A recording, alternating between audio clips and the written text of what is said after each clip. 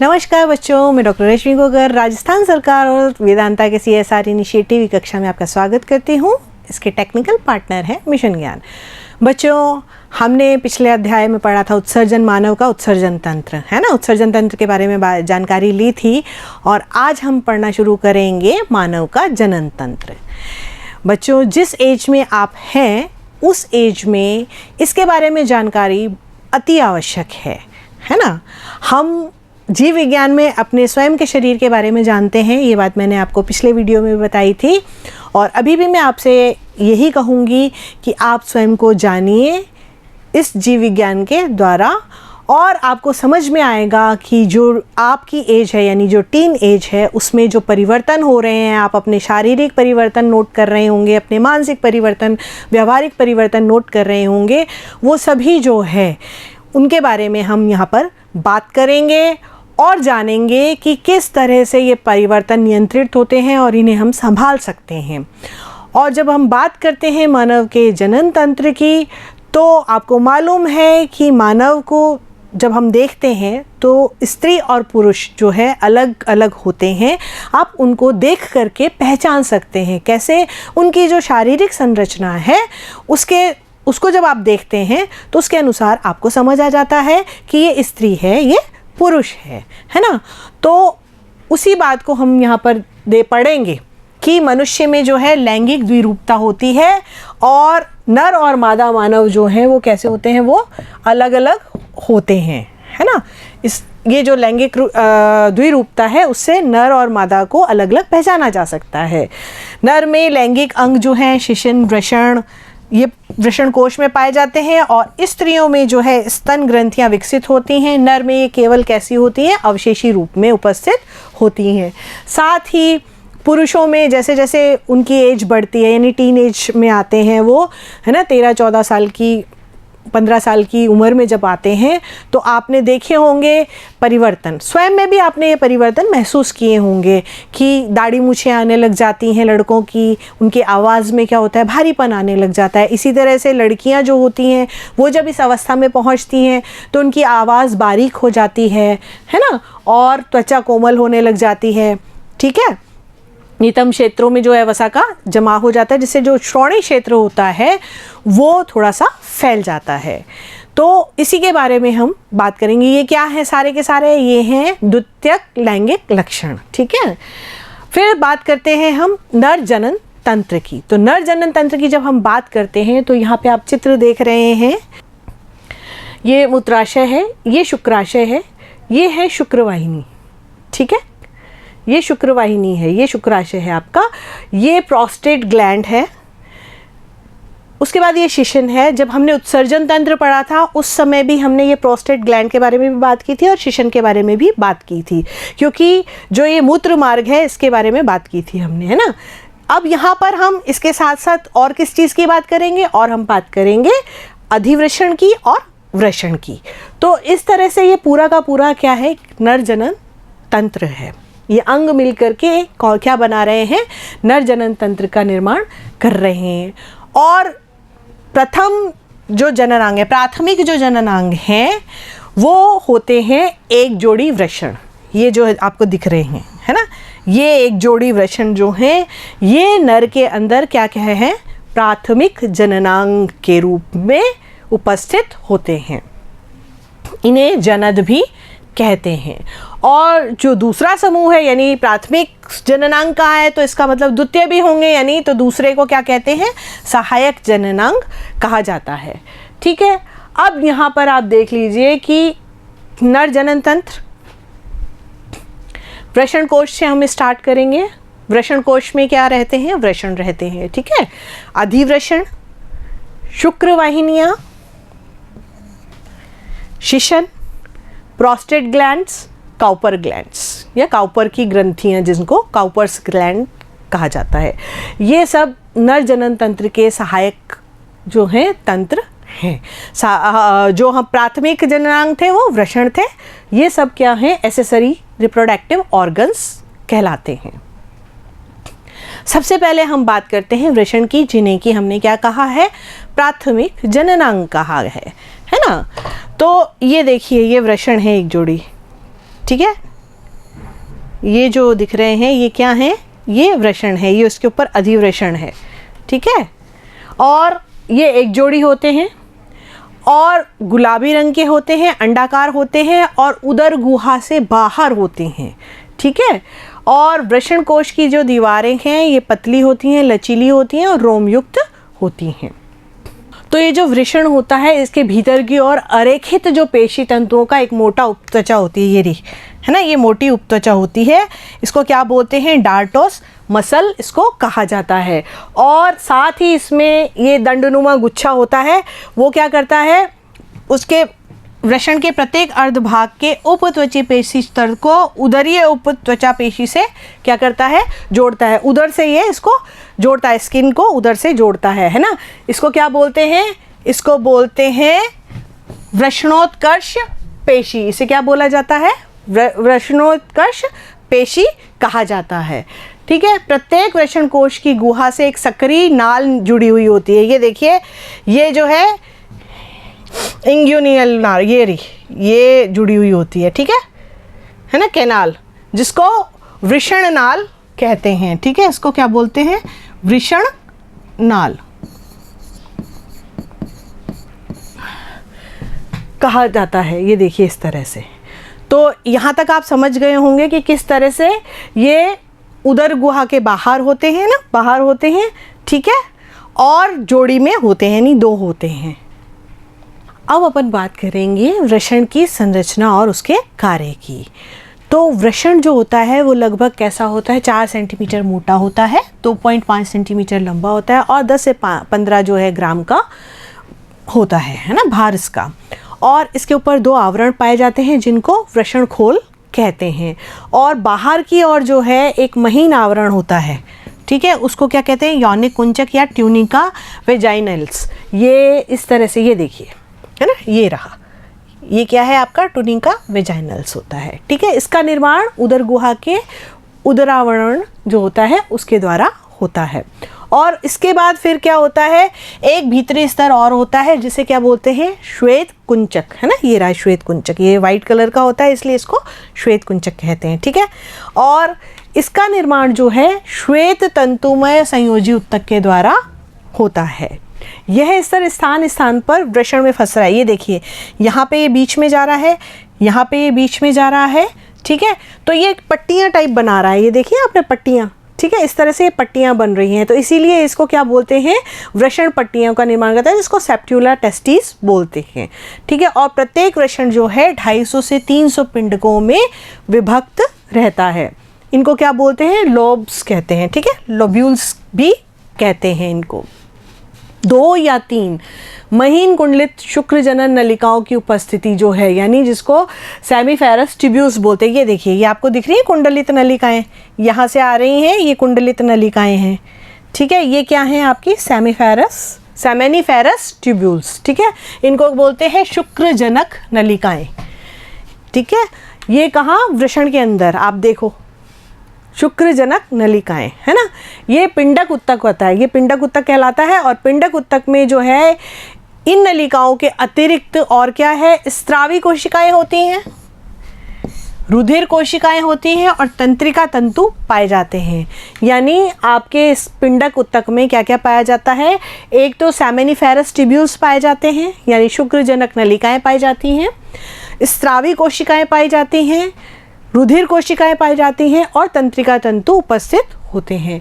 इसके अतिरिक्त संयोजी उत्तक में अंतराली कोशिकाएं, है ना, क्या कौन सी होती हैं, इसमें अंतराली कोशिकाएं भी होती हैं जिन्हें यौन लैंगिक कोशिकाएं, है ना, कहते हैं, जो क्या करती हैं, नर हार्मोन टेस्टोस्टेरोन का स्रावण करती हैं, जिसके कारण अब ये जो टेस्टोस्टेरोन है इसका क्या उपयोग है, ये क्या करता है, यानी इसके कारण क्या करते हैं, पुरुष में द्वितीय लैंगिक लक्षण तथा सहायक जनन ग्रंथियों का विकास होता है। जो हमने स्टार्ट की थी, स्टार्टिंग में आपको बताया था कि पुरुषों में दाढ़ी मूंछ का आना, उनकी आवाज़ में भारीपन आना, ये सब जो है द्वितीयक लैंगिक लक्षण हैं, जो किसके कारण होते हैं, टेस्टोस्टेरोन हार्मोन के कारण होते हैं। फिर प्रत्येक जो शुक्रजनक नलिका है उसके चारों ओर संयोजी उत्तक का बना हुआ एक झिल्ली में पतला आवरण होता है, ये है आपका। अब इसके बाद बाहर की ओर क्या होता है, एक झिल्ली में आवरण होता है संयोजी ऊतक का, उसको क्या बोलते हैं, ट्यूनिका प्रोपिया बोलते हैं उसको, ठीक है, उसको ट्यूनिया प्रोपिया कहते हैं। और इसके अंदर क्या होता है, जर्मीनियल एपिथीलियम होती है, इसके अंदर जनन उपकला का एक स्तर उपस्थित होता है।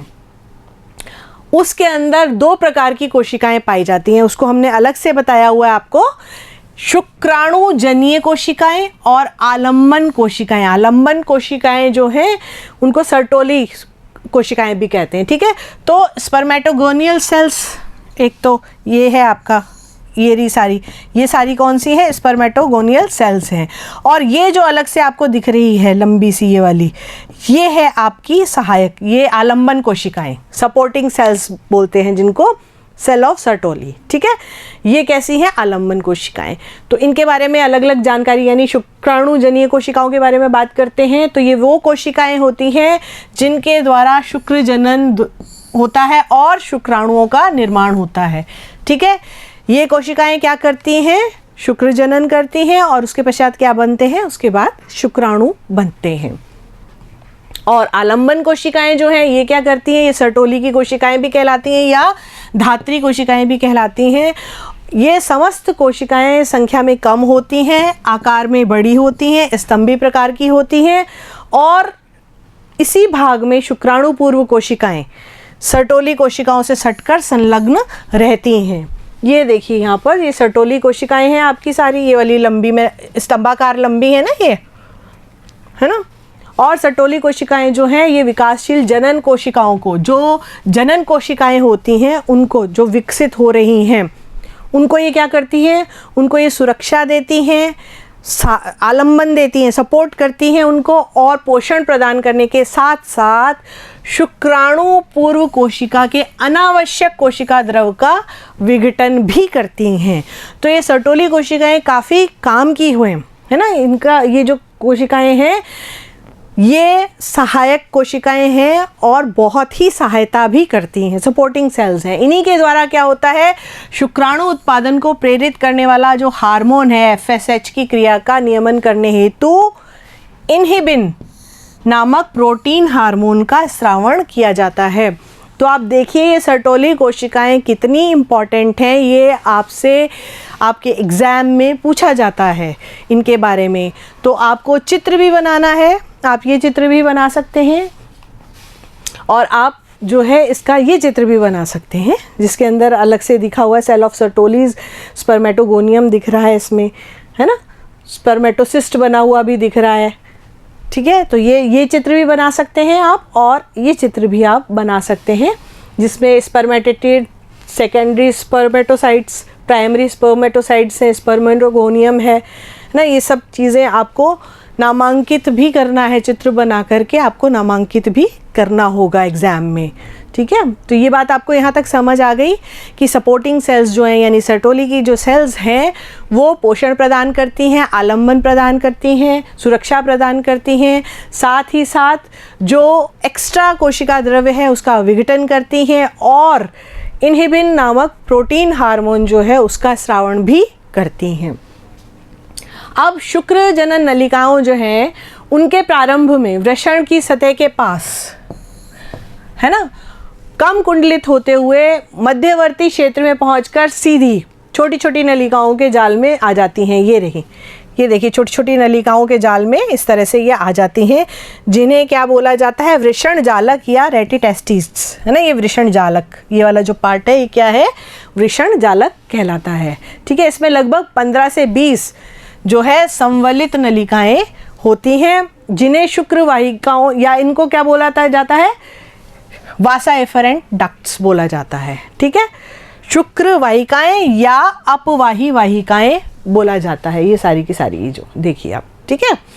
ये नलिकाएं क्या होती हैं, ये वृषण के जो अग्रभाग है वहाँ से पहुँच करके क्या करती हैं, अधिवृषण में खुलती हैं। ये देखिए यहाँ पे ये आप देख रहे हैं ये सब डक्ट्स, ये देखिए यहाँ ये अधिवृषण है ना, एपिडिडाइमस, और इसके अंदर ये खुल रही हैं, स्पष्ट आपको दिखाई दे रहा होगा, है ना। तो शुक्रवाहियों कोशिकाओं का जो आंतरिक स्तर है वो पक्षमाभी स्तंभी उपकला कोशिकाओं का बना हुआ होता है और जिसके बाहर एक पतला वर्तुल पेशी स्तर भी उपस्थित होता है। मानव के साथ साथ जो अन्य स्तनधारी होते हैं उनके वृषण उदर गुहा के बाहर वृषण कोश में पाए जाते हैं। उनके भी जो वृषण हैं वो उदर गुहा के बाहर वृषण कोश में उपस्थित होते हैं। अब ऐसा क्यों होता है? तो क्योंकि शुक्राणुओं का परिपक्वन उदर गुहा में अधिक तापमान के कारण संभव नहीं है। यानी कि आपसे ये प्रश्न पूछा जाता है एग्जाम में कि जो वृषण कोश हैं वो उदर गुहा के बाहर क्यों स्थित होते हैं, तो उसका आंसर यही है क्योंकि शुक्राणुओं का परिपक्वन जो है वो उदर गुहा में अधिक तापमान, क्योंकि उदर गुहा में तापमान ज़्यादा होता है तो शुक्राणु जो है उनका परिपक्वन संभव नहीं हो पाता है। वो उदर गुहा के बाहर हैं तो तापमान कम रहता है, इसीलिए जो है वृषण जो है वो उदर गुहा के बाहर होते हैं। वृषण कोश में ताप जो है शरीर के ताप से लगभग 2 से 2.5 सेंटीग्रेड तक कम होता है और इसके कारण जो शुक्राणुओं का परिवर्धन है वो आसानी से हो जाता है, सुगमता से हो जाता है। और सर्दी के मौसम में जो है जो डार्टिस पेशियां हैं और वृषणोत्कर्ष पेशियां हैं वो सिकुड़ करके वृषण कोश को उदर गुहा के थोड़ा नज़दीक ले आती हैं, जिससे कि उदर गुहा की थोड़ी सी उनको गर्मी मिलती है और जो ताप है वो नियत बना रहता है। ठीक है, ये सारी जो क्रियाएं हैं ये नेचुरल क्रियाएं होती हैं, है ना। अब बात करते हैं हम अधिवृषण की, एपिडिडाइमस की। तो आपने देखा था कि वृषण के जो साथ है ना, एक पतली लगभग 6 मीटर लंबी नली, अत्यधिक कुंडलित चपटी तथा अर्धविराम जैसी ये एक नलिका होती है। इसके कुंडल संयोजी उत्तक द्वारा परस्पर चिपके रहते हैं और इसकी दीवार में बाहर की तरफ पेशीय स्तर तथा आंतरिक स्तर स्तरित उपकला द्वारा आस्तरित होता है। कैसे? ये देखिए, ये रहा, इसमें 3 भाग में ये बटा हुआ है। ये है आपका एपिडिडाइमस, ये ना कॉमा के जैसे लग रहा है ना, जैसे ऐसे कॉमा होता है, तो ये उसी तरह का है। ये देखिए, इसके 3 पार्ट होते हैं। शीर्ष, ये रहा हेड, शीर्ष, फिर मध्य, ये हो गया आपका मध्य, और ये हो गया पुच्छक यानी टेल, है ना। तो इसके ये 3 पार्ट होते हैं। एक एक करके बात करते हैं। शीर्ष अधिवृषण, ये रहा आपका शीर्ष अधिवृषण। इसमें क्या होता है, ये ऊपर की ओर है, आप दिख रहा है ऊपर की ओर है, हेड है तो ऊपर की ओर है, नेचुरल बात है ना, और चौड़ा होता है और सारी की सारी ये जो अपवाही नलिकाएं हैं ये इसके अंदर आती हैं। यहाँ पर देखिए, ये एक पर्टिकुलर इसी पार्ट में आ रही हैं, हेड पार्ट में ही ये आ रही हैं, है ना, आकर के और खुलती हैं यहाँ पर। फिर मध्य में क्या होता है, मध्य में आप देखिए, ये रहा मध्य एपिडिडाइमस। यह अधिवृषण का मध्य सकरा भाग होता है, पतला होता है, पतला इसके अकॉर्डिंगली, ये चौड़ा था, ये पतला होता है इसके अकॉर्डिंगली, ठीक है। और ये वृषण की पश्च सतह है ना, पीछे की सतह जो है उस पर फैला रहता है, साइड की सतह, पश्च मीन्स साइड की सतह पर फैला रहता है। और तीसरा जो है आपका वो पुच्छक, टेल वाला पार्ट है, ये रहा, ये निचले भाग को, वृषण के निचले भाग को, ये है आपका वृषण और इसके ये जो नीचे का पार्ट है उसको ढके रहता है। तो इस तरह से आपने देखा कि जो एपिडिडाइमस है वो 3 पार्ट्स में होता है, हेड, बॉडी और टेल, ठीक है। और ये कैप्यूट एपिडिडाइमस, कॉर्पस एपिडिडाइमस और कॉर्डा एपिडिडाइमस इनको बोलते हैं, इनके नाम हैं। ये चौड़ा होता है, ये साइड पे लगा हुआ होता है और ये नीचे की ओर लगा हुआ होता है। चित्र ज़रूर बनाइएगा, चित्र से देखिए आपको बहुत अच्छी तरह से समझ आ रहे हैं तीनों पार्ट्स, ठीक है ना। ये जो पार्ट है ये आपका हेड हो गया, क्योंकि इसमें आकर के ये सारी नलिकाएँ खुल रही हैं, है ना। और ये बॉडी पार्ट, बीच का पार्ट, और ये टेल का पार्ट हो गया।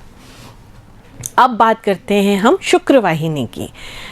आपको पता है, ये देखिए, ये आपका वृषण था, ये आपका एपिडिडाइमस है और यहाँ से क्या जा रही है, ये शुक्रवाहिनी जो है ये जा रही है। ये रेड कलर की आपको दिख रही है यहाँ पे, ये क्या है? शुक्रवाहिनी है। लगभग कितनी 45 सेंटीमीटर लंबी होती है। पुच्छक अधिवृषण जो होता है ना, पुच्छक अधिवृषण जो है कम कुंडलित तथा मोटी नलिका के रूप में सीधी होकर के, है ना, जो टेल होता है, टेल से, ठीक है, वो टेल वाली जो नलिका है वो कैसी हो जाती है? सीधी हो जाती है, कम कुंडलित हो जाती है। और फिर शुक्रवाहिनी की भीतरी सतह कूट स्तरित स्तंभी उपकला की बनी हुई होती है ना, और ये उसी में मिल जाती है। और ये इस तरह से इसमें कुछ कोशिकाएं जो हैं विशेष तरल पदार्थ का स्रावण करती हैं, जो शुक्रवाहिनी के मार्ग को शुक्राणुओं के लिए, है ना, गमन के लिए कैसा करता है? चिकना बनाता है। यानी इसके अंदर से क्या होगा? शुक्राणु जाएंगे, है ना, तो शुक्राणु जो है स्मूथली चले जाएं उसके लिए इसकी जो आंतरिक सतह है उसमें एक विशेष तरल पदार्थ होता है, जिसके कारण कि शुक्राणु आसानी से आगे की ओर चल सकते हैं। इसकी दीवारों की पेशियां जो हैं वो तरंग गति उत्पन्न करती हैं, जिससे शुक्राणु आगे की ओर बढ़ते हैं। और शुक्रवाहिनी अधिवृषण के पश्च भाग से प्रारंभ होती है तथा वहाँ से होकर के ऊपर की ओर, ये पश्च भाग से ना, टेल पार्ट से, अधिवृषण के टेल पार्ट से स्टार्ट होती है और वहाँ से होकर के ऊपर की ओर वृषण नाल से होकर के उदर गुहा में ये मूत्राशय है, मूत्राशय के पश्च तल, है ना, पर नीचे की ओर मुड़ करके चलती है और अंत में एक फूला हुआ क्या करती है? एम्पुला बनाती है। ठीक है, ये एम्पुला बनाती है। ये देखिए फूला हुआ पार्ट है ये, तो फूला हुआ पार्ट ये क्या है? एम्पुला है, ये एम्पुला बनाती है। ठीक है, इसी भाग में शुक्राशय जो है उसकी छोटी वाहिनी आकर के खुलती है। इन दोनों के मिलने से एक स्खलनीय वाहिनी का निर्माण होता है, जिसे इजैक्यूलेटरी डक्ट बोलते हैं ना, स्खलनीय वाहिनी। और एम्पुला का फूला हुआ वही भाग होता है जिसमें शुक्राणुओं का अस्थायी रूप से संग्रह होता है। तो पहले उसी एम्पुला में आकर के और शुक्राणु जो हैं वो रहते हैं, और स्खलनीय वाहिनियाँ अंत में मूत्र मार्ग में आकर के खुलती हैं। अब मूत्र मार्ग की बात करते हैं। तो मूत्राशय में जो मूत्रवाहिनी है, मूत्राशय से मूत्रवाहिनी निकल के स्खलनीय वाहिनी से मिलकर के मूत्र जनन नलिका या मूत्र मार्ग बनाती है। जब हमने उत्सर्जन तंत्र वाला पार्ट पढ़ा था तब हमने ये बात की थी कि नर में मूत्र मार्ग और जनन छिद्र जो है सेम ही होता है, एक ही होता है, तो मूत्र जनन नलिका कहते हैं इसीलिए उसे। तो इसकी लंबाई लगभग 20 सेंटीमीटर तक होती है और इसके शिखर भाग पर क्या होता है? मूत्र जनन छिद्र होता है। ठीक है, जो मूत्र भी शरीर से बाहर त्याग करता है और वीर्य का स्खलन भी करता है। तो दोनों कार्य जो है एक ही पार्ट से होते हैं, किसमें? नर जनन में, है ना, नर जनन तंत्र में। ठीक है, तो यहाँ तक हमारा ये पूरा का पूरा क्या था? नर जनन तंत्र था। अब जल्दी से अपना कॉपी और पेन उठा लीजिए, मैं आपको 2 असाइनमेंट के प्रश्न देती हूँ छोटे से, है ना, आप लिख लीजिए। नर जनन तंत्र के प्रमुख घटक कौन कौन से हैं, और दूसरा है डार्टोस पेशी कहाँ पाई जाती है। जल्दी से इनके आंसर्स लिखिए। हम मिलते हैं अगले वीडियो में, तब तक के लिए नमस्ते, थैंक यू।